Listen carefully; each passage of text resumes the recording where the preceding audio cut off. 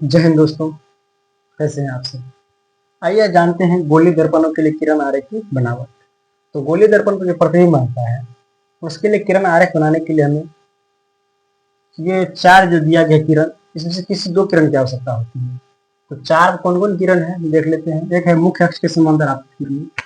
ये जो मुख्य अक्ष के समांतर आपतित किरण है, हमारा ये मान लीजिए दर्पण है, ये वह मुख्य अक्ष, इसके समांतर जो किरण आएगी तो क्या होता है, समांतर किरण आने के बाद परावर्तन गलत फोकस से गुजरती है, पता है हम लोगों को। तो एक किरण ये रह सकते हैं, दूसरा किरण फोकस की दिशा में आपतित किरण है।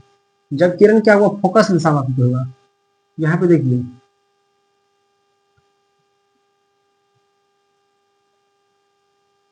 इसका क्या हुआ, फोकस हुआ। तो फोकस की दिशा में आपतित किरणें क्या होता है, परावर्तन के बाद कहाँ से गुजरेगी, मुख्य अक्ष के समांतर गुजर जाएगी। तीसरा लेंगे वक्रता केंद्र की दिशा में आपतित किरणें। ये हमारा क्या है, दर्पण है, मुख्य अक्ष है, ये इसका वक्रता केंद्र हुआ। तो हम लोग क्या जानेंगे, जो वक्रता केंद्र जो होता है ये दर्पण पे अभिलंब होता है।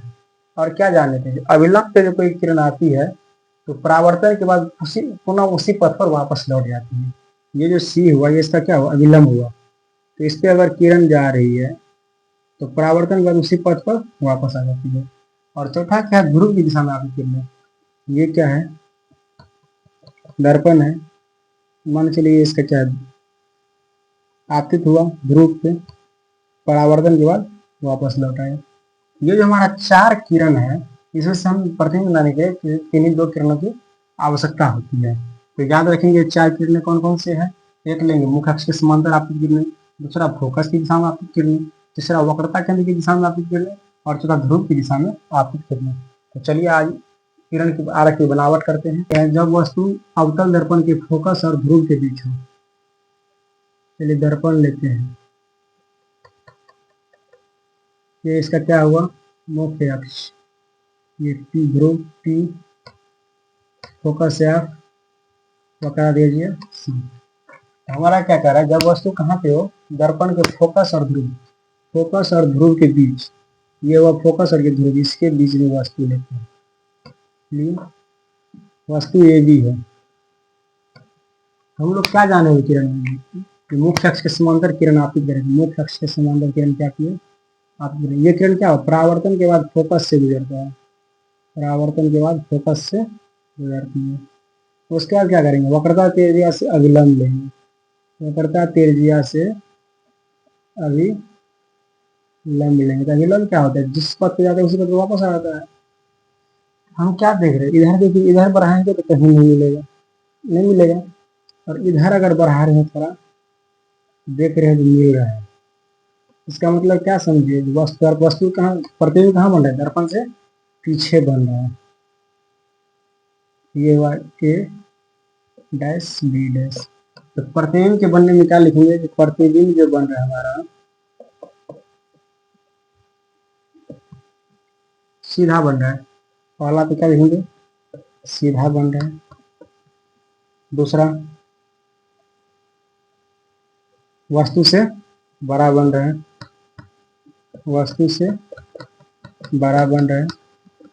तीसरा क्या लिखेंगे, आभासी है, यानी कि दर्पण के पीछे बन रहा है। क्या क्या कल्पना कर रहे हैं, पीछे बन रहा है, तो कल्पना कर रहे हैं यानी कि आभासी प्रतिबिंब बन रहा है कि नहीं। और चौथा, बन कहाँ रहा है, तो दर्पण के पीछे बन रहा है। ये चार चीज याद, प्रतिबिंब जो बनना होगा तो चार चीज याद रखेंगे। जब वस्तु अवतल दर्पण के फोकस पर स्थित हो, ये हमारा क्या है, अवतल दर्पण है, ये ध्रुव, ये फोकस, और वस्तु कहाँ से, फोकस पर, ए बी। तो क्या कर रहे हैं, मुख्य अक्ष समांतर किरण आपतित करेंगे। तो ये किरण क्या होगा, परावर्तन पर कहाँ से, फोकस से गुजरेगी। दूसरा क्या देंगे, अभिलंब देंगे,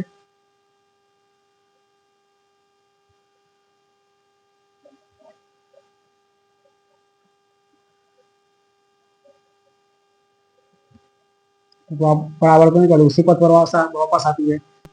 इस किरण को बढ़ा रहे हैं, कहीं नहीं मिल रहा है, नहीं मिलेगा। नहीं मिलने का कारण क्या है? तो हम जो समांतर रेखा बना रहे हैं, चलिए समांतर रेखा जाएगा, समांतर रेखा कहीं भी मिलती है? नहीं मिलती है। ये क्या क्या है? समांतर रेखा कहीं नहीं मिलेगी। इसका वर्त वस्तु बनेगा कहाँ? तो प्रतिबिंब बनने के लिए लिखेंगे, प्रतिबिंब जैसे कहाँ बनेगा? तो सबसे पहले तो प्रतिबिंब बनेगा अनंत बनेगा, बहुत दूर जाके बनेगा, तो लिखेंगे अनंत पर बनेगा। छोटा बनेगा बड़ा बनेगा?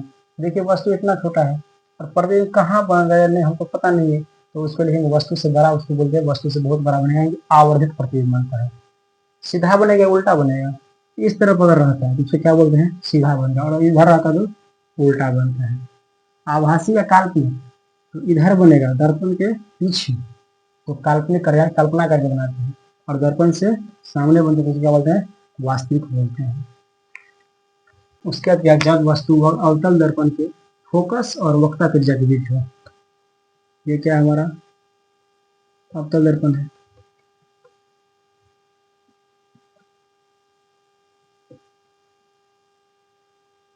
ये क्या है? मुख्य अक्ष हुआ ना, तो ये इसका फोकस, ये इसका वक्रता त्रिज्या। तो वस्तु कहाँ होती है? फोकस और वक्रता त्रिज्या, यानी फोकस और वक्रता त्रिज्या के बीच होना चाहिए। चलिए इसके दोनों के बीच में है, तो क्या करेंगे? मुख्य अक्ष के समांतर किरण आपको करेंगे। ये हमारा क्या है? मुख्य अक्ष। इसके समांतर किरण क्या करते हैं? आपतित करते हैं। परावर्तन का फोकस से गुजरेगी,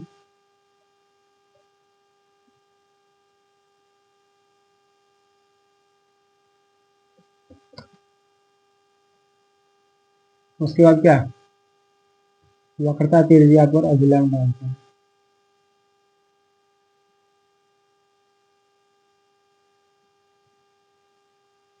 डायटोन को थोड़ा बड़ा कर लेते हैं।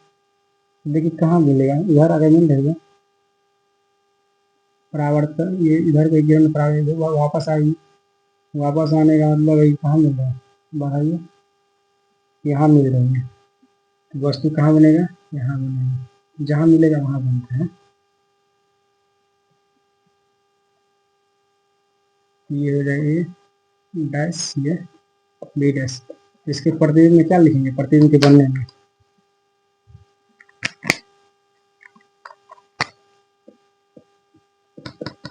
प्रतिबिंब कहाँ बना? सी, इस इधर जो अनंत हो इसको क्या बोलते हैं? अनंत। तो सी तथा अनंत के बीच, सी तथा अनंत के बीच। दूसरा, वस्तु से छोटा या बड़ा?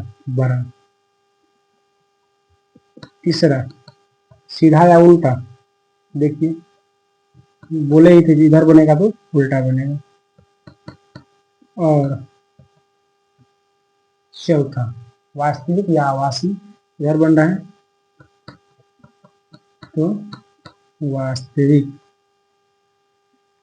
क्या है? जब वस्तु अवतल दर्पण के वक्रता केंद्र पर, यानी वक्रता केंद्र पर देखिए, इसलिए तो पहले दर्पण बनाएंगे। ये हमारा क्या हुआ? दर्पण हुआ। ये मुख्य अक्ष ई एफ सी, यानी कि वक्रता केंद्र पर वस्तु स्थित है ए बी। तो क्या करते हैं? मुख्य अक्ष के समांतर किरण आपतित करते हैं। तो चलिए समांतर किरण आपतित किया, तो क्या हुआ? परावर्तन का कहाँ से गुजरेगी? फोकस से गुजर गई। अब देखिए दूसरा, हम लोग क्या लेते थे और में क्या लिए थे? जो वक्रता केंद्र से अभिलंब लेते थे। यहाँ से अभिलंब ले सकते हैं? नहीं लेंगे, क्योंकि वक्रता केंद्र पर ही वस्तु है।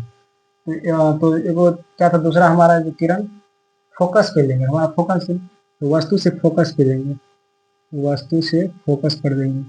और इसमें क्या देखे थे? जो वस्तु से फोकस पर जा रहे तो परावर्तन के बाद यहाँ से मुख्य अक्ष के समांतर गुजरेगी। देखिए मुख्य अक्ष के समांतर गुजर गई। तो कहाँ मिल रही है? यहाँ मिल रही है। तो सीधे क्या कर रहे हैं? उल्टा कर रहे हैं। तो ये यहाँ पे प्रतिबिंब बन रहा है ए डैश बी डैश, यानी हम क्या देख रहे हैं? सी पर ही बन रहा है ना। ये हमारा क्या था? सी था, यानी कि प्रतिबिंब जो बनेगा कहाँ बन रहा है? तो वक्रता केंद्र पर ही बन रहा है। दूसरा क्या लिखेंगे?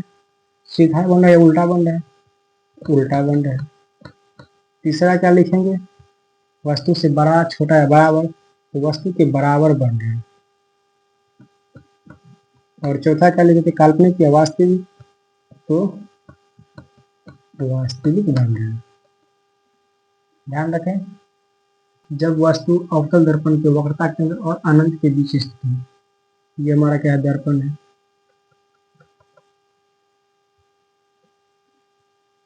इसका मुख्य अक्ष है, ये ध्रुव है, ये फोकस है, ये वक्रता केंद्र है। तो वस्तु स्थित है कहाँ, वक्रता केंद्र और अनंत, यानी वक्रता केंद्र और अनंत, यानी यहाँ पे वस्तु मान चलिए स्थित है।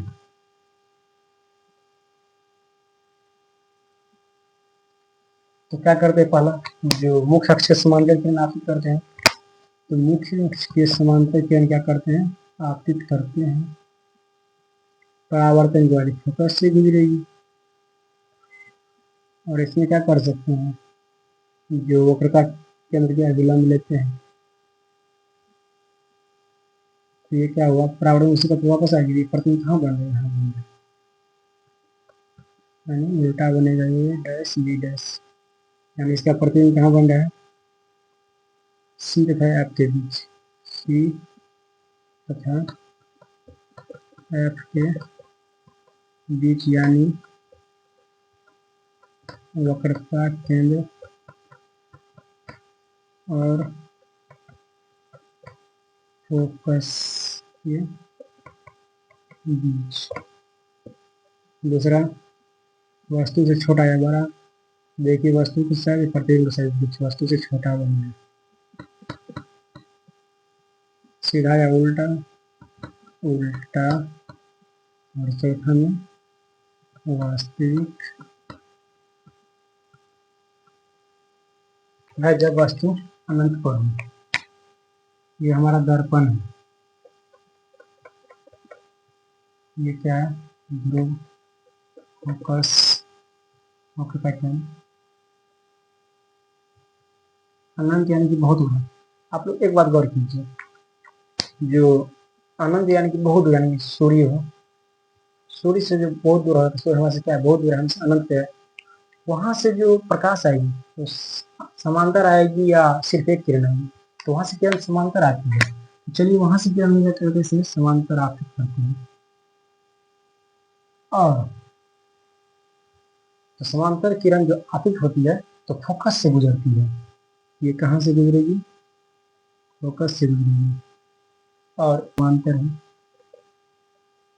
परावर्तन बाद फोकस से गुजर रही है, फोकस से गुजर, वस्तु कहाँ बन रहा है, प्रतिबिंब कहाँ बन रहा है, तो प्रतिबिंब कहाँ बन रहा है, फोकस पर।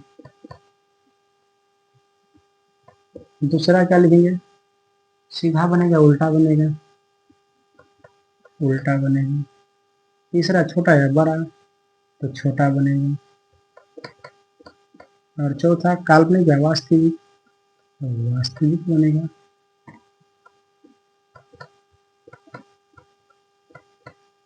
तो हम लोग 6 तरीका से देख लिए, 6 किरण आरेख देख लिए, जो वस्तु कहाँ रहेगा, ध्रुव पर या ध्रुव तथा फोकस के बीच, फोकस तथा वक्रता केंद्र के बीच, या फोकस पर हो या वक्रता केंद्र पर हो, या वक्रता केंद्र अनंत के बीच हो या अनंत पर हो। तो चलिए इनको सभी को जो किरण आरेख होता है तो एक जगह हम लोग स्मरणीय तथ्य के रूप में लिख लेते हैं, जो हमको याद रहेगा। तो चलिए, वस्तु की स्थिति क्या है, इनको अधिकार कर लेते हैं कि वस्तु की स्थिति, प्रतिबिंब की स्थिति, प्रतिबिंब की प्रकृति और आकार। जब वस्तु ध्रुव पर हो, यानी ध्रुव पी पर, हम लोग ध्रुव पर वस्तु की किरण आरेख नहीं बनाए थे क्योंकि उसका बनाना उतना सरल नहीं होता है। देख लीजिए काहे कि ध्रुव पर रहेगा तो हम लोग कहाँ से इसको किरण आरेख देंगे, है ना, इसलिए किरण आरेख इसको हम लोग नहीं बनाते हैं। इसका याद रखते से ध्रुव पर रहेगा तो वस्तु प्रतिबिंब ध्रुव पर ही बनेगा, आभासी बनेगा, सीधा बनेगा और बराबर बनेगा, कोई बात नहीं। चलिए, पी तथा आप के बीच, यानी पी यानी कि ध्रुव तथा फोकस के बीच, तो दर्पण के पीछे बनेगा, आभासी बनेगा, सीधा बनेगा और बड़ा बनेगा। दर्पण के पीछे जैसे ही बनेगा तो आभासी बनेगा ही। और सीधा बनेगा। और जैसे दर्पण के सामने बनेगा तो वास्तविक उल्टा। देखिए एफ पर अनंत पर वास्तविक उल्टा बहुत बड़ा। अनंत पर बन रहा है यानी कि बहुत दूर जाकर बना तो बहुत बड़ा ही बनेगा। एफ तथा सी यानी कि फोकस तथा वक्रता केंद्र के बीच कहाँ बनेगा? वक्रता केंद्र और अनंत के बीच। जैसे अनंत के बीच बन रहा है उल्टा बनेगा और बड़ा बन जाएगा, वास्तविक बन रहा है। सी तथा अनंत के बीच यानी कि वक्रता केंद्र और अनंत के बीच जैसे ही वस्तु है तो सी तथा एफ के बीच यानी वक्रता केंद्र और फोकस के बीच बन रहा है, वास्तविक बन रहा है, उल्टा बन रहा है और छोटा बनेगा। और सी पर यानी वक्रता केंद्र पर है तो वक्रता केंद्र पर ही बनेगा, वास्तविक बनेगा, उल्टा बनेगा और बराबर बनेगा। और ये क्या था? अनंत पर था, अनंत पर रहेगा तो वस्तु कहाँ, प्रतिबिंब कहाँ बनेगा? फोकस पर बनेगा और आभासी नहीं सीधा वास्तविक बनेगा, वास्तविक के साथ साथ उल्टा और बहुत छोटा बनेगा। तो चलिए ये था हमारा जो प्रतिबिंब का बनना अवतल दर्पण पे।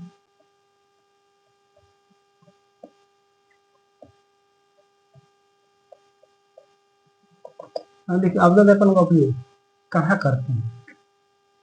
तो सबसे पहले तो हजामती दर्पण, हजामती दर्पण यानी कि हजामती दर्पण क्या है?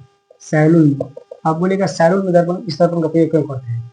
हम लोग क्या देखे थे जो प्रतिबिंब बनने में, जो अवतल दर्पण के सामने अगर जो निकट में यानी कि उसके पास में कोई वस्तु है उसका प्रतिबिंब बहुत बड़ा बनता है, यानी कि इसीलिए इसका प्रयोग हम लोग हजामती दर्पण में करते हैं ताकि जो दाढ़ी भी बनाते हैं, जो दाढ़ी बनाते समय जो छोटा सा दाढ़ी रह जाता है उसमें अवतल दर्पण क्या होता है? बड़ा दिखने लगता है ताकि हजाम को पता चले यहाँ पे दाढ़ी बच गया है तो सही से उसको सेविंग कर सके। इसीलिए हजामती दर्पण के रूप में हम लोग उसका किसका प्रयोग करते हैं? अवतल दर्पण का प्रयोग करते हैं। दूसरा गाड़ी सब में हेडलाइट में, हेडलाइट में। अब इसमें हेडलाइट में क्या प्रयोग करते हैं? अवतल दर्पण का प्रयोग। इसमें क्या अवतल दर्पण देखिए साइज ये होता है ना, ये क्या करता है कि किरण जितना आ रहा है उसको परावर्तित करके उसको समांतर किरण पुंज में निकालती है। किरण पुंज को क्या करती है? समांतर किरण पुंज में निकालती है। और समांतर किरण पुंज होने के कारण क्या होता है? प्रकाश की रोशनी जब दूर तक जाती है ताकि गाड़ी चलाने वाले को कोई भी दिक्कत न हो, इसलिए क्या करते हैं हम लोग हेडलाइट में उसका उपयोग करते हैं। तीसरा डॉक्टर क्या करते हैं? दांत या मुंह के डॉक्टर, ये डॉक्टर इस दर्पण का क्यों करेंगे, क्यों करते हैं? तो अवतल दर्पण का क्या काम है? जो दूर से जो कोई वस्तु किरण आपतित होती है, दूर से कोई किरण आपतित होती है तो क्या देखे थे? जो परावर्तन के बाद क्या सीधे क्या होते हैं? एक जगह जाके मिलती है, यानी कि यहाँ पे आगे मिल रही है। ये मान चलिए यहाँ पे क्या है? डॉक्टर साहब यहाँ पे इसका क्या कर रहे हैं? यहाँ पे लगाए हुए हैं यहाँ पे अवतल दर्पण और ये रोगी का मुंह है ना। यहाँ पे क्या कर रहे हैं? किरण यहाँ पे आप समांतर किरण आएगी और क्या होगा? यहाँ पे सीधे परावर्तन के बाद एक जगह किरण आती है, यानी इस ये किरण एक जगह आएगी तो उससे क्या होगा? हम लोग रोगी जो है जो दांत मुंह देखने में, जो मुंह के समस्या जो देखने में कोई भी कठिनाई नहीं होती है। चौथा क्या है? सौर भट्ठी में। सौर भट्ठी में हम लोग किस में प्रयोग करते हैं? तो सौर भट्ठी से क्या होता है? यहाँ पे अवतल दर्पण अगर लगा हुआ है तो यही क्या बताए थे? जो समांतर आती किरणें को एक जगह इकट्ठा करती है तो इससे क्या होगा? भट्ठी में हमको ऊर्जा को बनाने में, यानी जो हमको जो जितना भी उसमें है उसको अब क्या करना है? एक जगह बनाने में हमको परेशानी नहीं होती है। तो अब हम लोग जान लिए अब तक अपन कहाँ करते हैं और क्यों उपयोग में लाते हैं। तो हजामती समझ गए, यानी कि सैलून में क्यों प्रयोग करते हैं? तो जो पास में रखी वस्तु क्या होता है? बड़ा प्रतिबिंब बना देता है। हेडलाइट में क्यों करते हैं? हेडलाइट में क्या करती है? समांतर किरण पुंज में प्रकाश को निकालती है। दांत या मुंह का डॉक्टर क्यों करते हैं? ये क्या करते हैं? जो समांतर आती किरणें को क्या करती है? एक जगह फोकस करती है तो एक जगह इसीलिए करती हैं। और सौर भट्ठी में ये भी वही कारण है, जो बड़ा बड़ा भट्ठी सब में तो इसलिए किया जाता है वो जो जितना भी किरण आ रही है प्रकाश या आएगी क्या कहते हैं जो सूर्य से उष्मा आएगी उसको एक जगह इकट्ठा करके अधिक मात्रा में ऊर्जा को बनाएंगे। अब देखिए उत्तल दर्पण में प्रतिबिंब बनना, यानी वस्तु की स्थिति, प्रतिबिंब की स्थिति, वस्तु का आकार दी गई। अगर ध्रुव पर रहेगा तो प्रतिबिंब कहाँ बनेगा, ध्रुव पर ही बनेगा। आवासी, सीधा और बराबर। आवासी बनेगा मतलब क्या हुआ, दर्पण के पीछे बन रहे हैं, तो सीधा बनेगा और बराबर बनेगा, ध्रुव पर ही बन रहा है।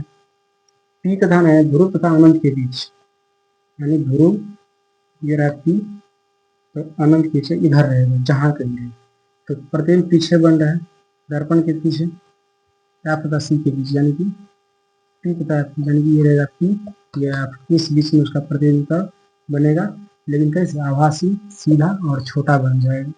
अनंत पर रहेगा तो जानते हैं बहुत दूर रहता है तो फोकस को बनता है, और आवासी बनेगा, सीधा बनेगा और बहुत छोटा बनेगा, प्रतिबिंब की स्थिति जो होगी बहुत छोटा बन जाता है। ये देखिए ये था उत्तल दर्पण में प्रतिबिंब का बनना। अब उत्तल दर्पण का प्रयोग समझते हैं। उत्तल दर्पण का उपयोग, उत्तल दर्पण का उपयोग हम कहाँ करते हैं, साइड मिरर में। साइड मिरर में क्यों करते हैं उत्तल दर्पण का उपयोग, क्योंकि उत्तल दर्पण का काम क्या होता है कि किसी भी वस्तु रहेगा वो उसका जो प्रतिबिंब बनाता है छोटा बनाता है। तो अगर मान चलिए कोई वाहन चालक होता है, बार बार पीछे मुड़ के देखेगा, उसको परेशानी होगा देखने में, इसीलिए क्या करते हैं हम लोग साइड मिरर का उपयोग करते हैं, ताकि क्या करते हैं पीछे जो वाहन आ रही है, कोई सवारी गाड़ी आ रही है, कोई भी वाहन आ रही है, दूर से ही क्या करते उसका प्रतिबिंब का छोटा बना के दिखाता है, ताकि वाहन चालक को गाड़ी चलाने में कोई भी परेशानी ना हो। तो धन्यवाद।